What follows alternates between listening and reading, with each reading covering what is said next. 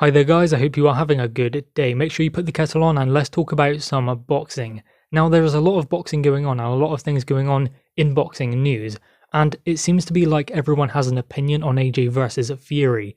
And it's been Mike Tyson who spoke about Anthony Joshua not being fast enough to catch him because if Wilder couldn't, then AJ isn't going to be able to. So essentially what he is getting at is that Deontay Wilder is faster than Anthony Joshua, but one thing I would say about that is that timing beats speed. So if AJ can set it up, then he is able to land the punches. If he can throw punches in bunches, then he will catch a Tyson Fury, something of which Deontay Wilder never done.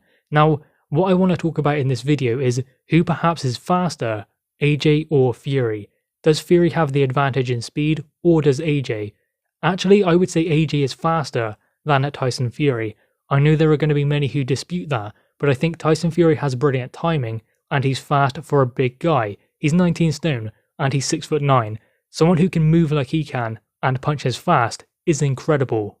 Having said that, I believe that Anthony Joshua is more explosive. Maybe Tyson Fury isn't edged out all that much by speed, but when it comes to explosive punching power, that is a different thing entirely. And yes, that is punching power, not speed, but part of the explosiveness it does come from the speed and the movement of the fighter, finding their positioning and the timing as well. So in that, I would say AJ is a bit faster than Tyson Fury. I would also say that AJ punches harder than Tyson Fury if you go on at previous knockouts and the ratio of which they have knocked their opponents out. I mean, AJ's only gone the distance a handful of times, whereas Tyson Fury has gone the distance more so.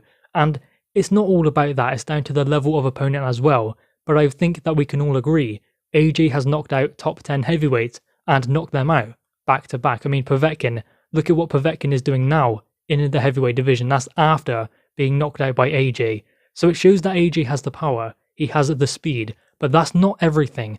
There are more fundamentally important things in boxing as opposed to just that. As we spoke about it before, the positioning, the timing, how you set your punches up. Tyson Fury is really good at doing that, but not just that. He is elusive, he's unpredictable, he's unconventional, and hard to tag it clean. So it's not just about Tyson Fury being fast with his hands, it's also about being able to get out of trouble. That is something he does extremely well. He done it in the first Wilder fight, he done it also in the Klitschko fight. He was able to evade punches and get on the counter and land counter shots. So effectively Tyson Fury is a fast counter puncher, he's a fast mover, and he can make his opponents miss and make them pay. That was primarily his game plan in the first Deontay Wilder fight. He was able to make him miss, tie him up when he needed to, but also rough him up and make him pay when Deontay Wilder committed and missed his punches, which for the most of the fight, that is what happened until the 9th round and until the 12th round, when he managed to drop Fury.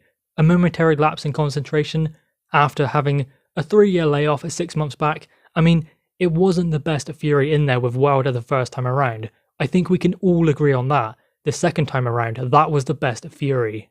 Now, one thing we know about boxing is it's not as simple as thinking the hardest puncher will get the knockout, the fastest fighter will land the most punches. That's not necessarily how boxing works.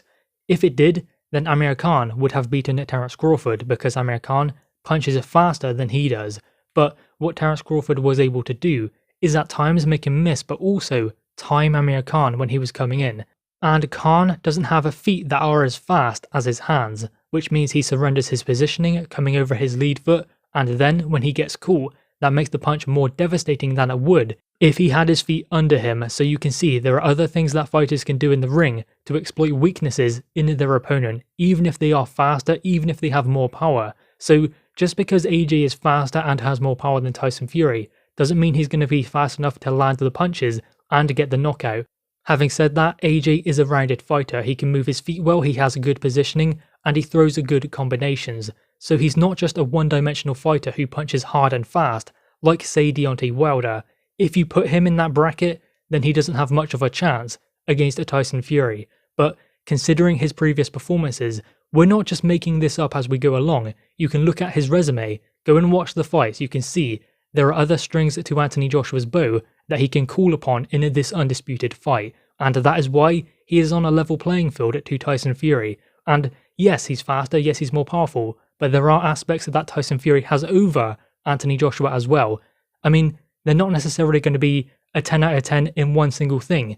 They're going to be like an 8 or 9 out of 10 across the board. That is what makes an elite level fighter, not necessarily just being good at one thing and not so good at another, but being good at everything and being able to call upon certain aspects in the boxing ring. And let's have it right, a 50-50 doesn't mean they are 50-50 across that board. They're not both a 10 out of 10 in power, they're not both a 9 out of 10 in speed.